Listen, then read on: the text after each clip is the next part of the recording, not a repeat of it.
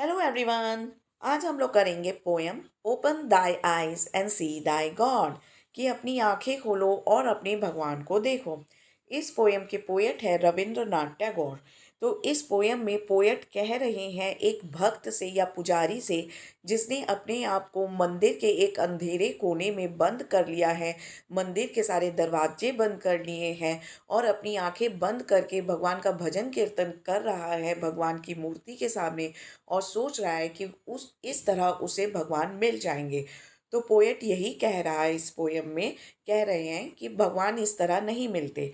और पोयम में हमें आगे ये भी बताया जाता है कि फिर भगवान किस तरह मिलते हैं। The poet says that god does not live in temples. Poet कहते हैं कि भगवान मंदिरों में नहीं रहते। Where is he to be found then, कि फिर उन्हें कहाँ पे खोजा जा सकता है। Leave this chanting and singing and telling of beads.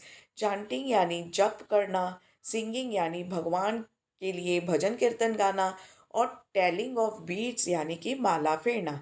जब इंसान माला फेरते फेरते भगवान का नाम लेता है या कितनी बार उसने पूजा कर लिया उस चीज़ की गिनती रखता है, इसलिए हम यूज़ करते हैं ये वर्ड टेलिंग यानी कि मुंह में कुछ बोलना। तो इस इन लाइंस में कहा जा रहा है एक भक्त से कि ये जो जप तप करना, भगवान के कीर्तन गाना और ये माला फेरना, इन सब चीज़ों को छोड़ दो। Whom dost thou worship in this lonely dark corner of a temple with doors all shut? कि तुम किसकी पूजा कर रहे हो, किसकी अर्चना कर रहे हो मंदिर के इस अंधेरे कोने में, सारे मंदिर के दरवाजे बंद करके। Open thine eyes and see thy god is not before thee, कि अपनी आंखें खोलो और देखो कि भगवान तुम्हारे सामने नहीं है। डॉस्ट का मतलब डू, डी ओ डू। दाइन का मतलब योर, तुम्हारा। और दी का मतलब भी Y O U R, your. He is there where the tiler is tiling the hard ground and where the path maker is breaking stones. Tiller यानी कि खेती करने वाला किसान, टाइलिंग द हार्ड ग्राउंड यानी कि हल चला रहा किसान, पाथ मेकर यानी कि जो सड़क बनाते हैं, ब्रेकिंग स्टोन्स पत्थर तोड़ रहे हैं। तो वो वहाँ पर हैं, भगवान वहाँ पर हैं जहाँ पे किसान बहुत कड़ी मेहनत कर रहा है, हल चला रहा है और जहाँ पर सड़क बनाने वाला सख्त पत्थर तोड़ रहा है। He is with them in sun and in shower. भगवान उनके संग धूप और भारी वर्षा में है। And his garment is covered with dust. और जो भगवान के जो वस्त्र है वे खुद भी धूल मट्टी से भरे हुए हैं। Put off thy holy mantle, and even like him, come down on the dusty soil. Holy mantle यानी कि पवित्र चादर जो कि एक भक्त या पुजारी पहनते हैं।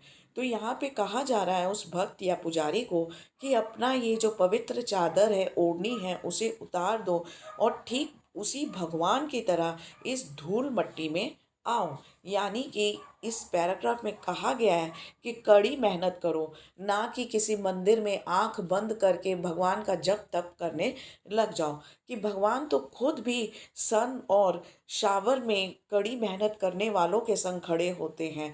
तो तुम्हें अगर भगवान चाहिए तो इसी जगह पर आओ। Deliverance. Where is this deliverance to be found?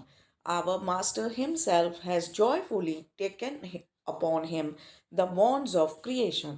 He is bound with us all forever.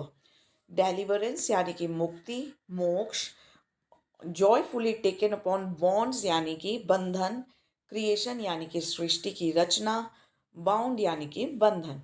तो यहाँ पे ये जो मुक्ति और मोक्ष के लिए ये जो भक्त है जो इतना पूजा पाठ कर रहा है, तो यहाँ पे पोएट उससे यही कह रहे हैं कि ये जो डेलिवरेंस है, मुक्ति है, ये तुम्हें कहाँ पर मिलेगी। हमारे तो मास्टर यानी कि भगवान खुद बंधनों में बंधे हुए हैं, क्योंकि उन्होंने खुद प्रसन्नता पूर्वक इस सृष्टि की रचना की है। कि इस सृष्टि की रचना करने वाले, तुम्हें बनाने वाले खुद इन बंधनों में बंधे हुए हैं और तुम सोचते हो कि तुम्हें मुक्ति मिल जाएगी। कि ऐसा नहीं हो सकता।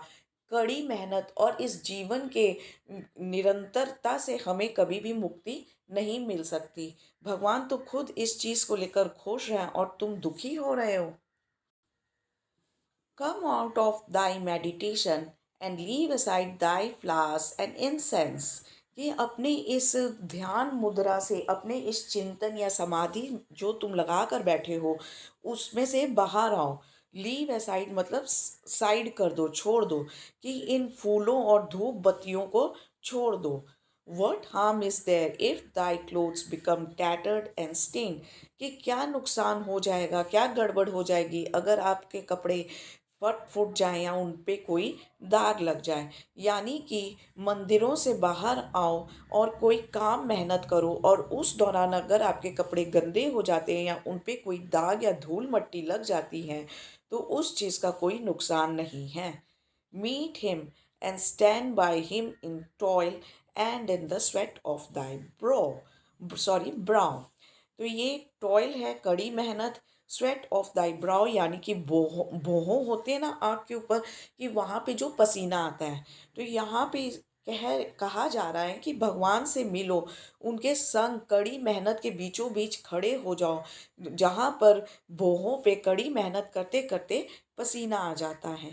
यानी कि अगर आप कड़ी मेहनत करते हो तभी आप ईश्वर के संग खड़े होने लायक बनोगे।